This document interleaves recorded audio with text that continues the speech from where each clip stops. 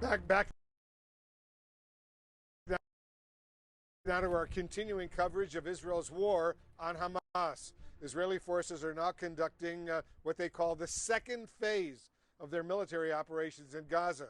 Ground troops are engaging Hamas militants inside the enclave. But back in Israel, the Prime Minister Benjamin Netanyahu is facing intense backlash from both critics and some political allies.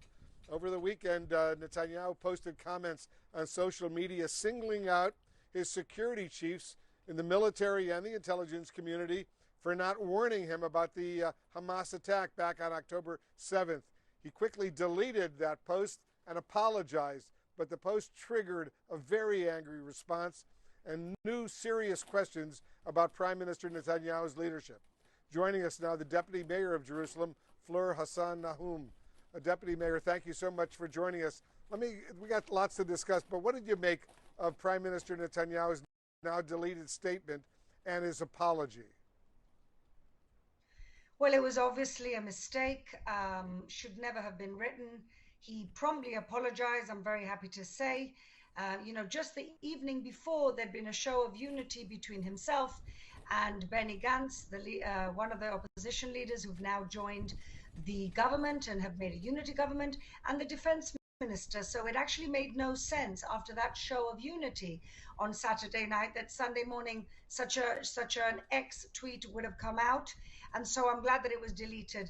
This is no time for squabbling. This is time for unity and for, getting rid of a very cruel enemy. How much political pressure, Deputy Mayor, is the Prime Minister under right now as this war clearly is entering its next major phase?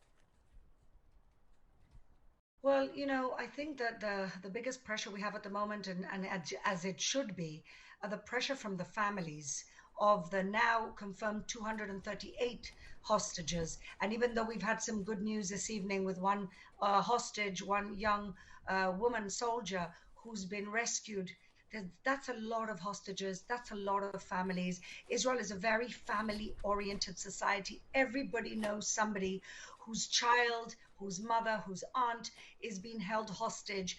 And I think that the parents and the family members are mounting a very, very effective campaign, and so it should be. And this should be the first priority of the government. Yeah, we just heard Prime Minister Netanyahu say of the more than 200 hostages now being held in Gaza by Hamas, he said that 33 of them are children, still 33 children being held hostage in Gaza right now. In the last hour, the Prime Minister called this a turning point for leaders and nations around the world to fight for a future of hope and promise. What did you make of his comments that we just heard?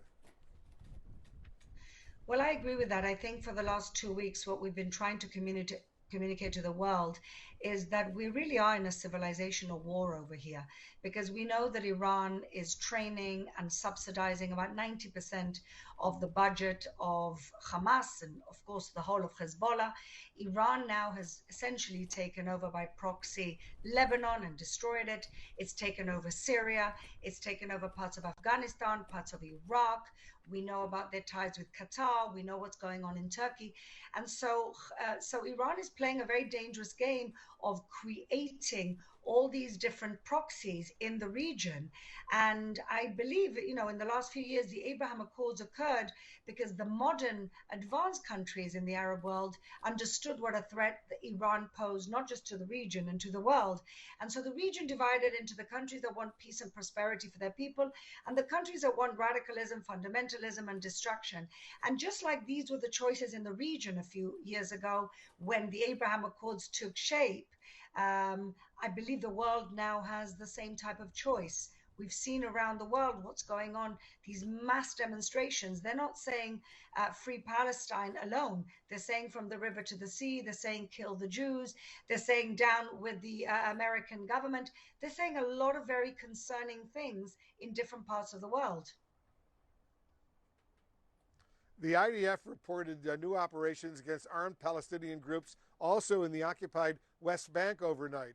What is your concern, Deputy Mayor, about violence spilling over into the West Bank and potentially, God forbid, even into your city of Jerusalem? Well, unfortunately, I mean, today there was a rocket that was launched and landed in Bethlehem, which is literally 2 kilometers from where I live, and we actually saw the whole thing happening and run to the shelter.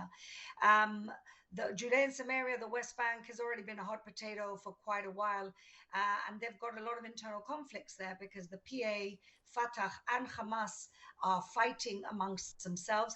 Hamas is getting stronger around the Judea and Samaria West Bank area, and it's already they've killed hundreds of Israelis in the last year in coming from the West Bank.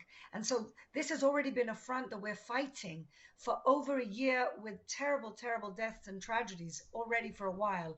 And so this is just hotting up. And I think that's the aim. The aim is that the Hamas militants and terrorists in the Judea and Samaria will create another front, that Hezbollah will keep sending rockets and create another front. And I think that's part of the big strategy that I believe Iran is behind. The Deputy Mayor of Jerusalem, Fleur Hassan Nahum, thank you so much for joining us. Thank you so much. And Boris and Brianna, back to you. Wolf, back here in the U.S., the strike that crippled the American auto industry cost the big three automakers billions of dollars. It showcased the enduring power of union workers. Well, it is potentially over. A source close to the talks telling CNN's Vanessa Yurkevich that the United Auto Workers Union and General Motors today reached a tentative deal that would end their contentious 6-week standoff. It would also make GM the last of the big three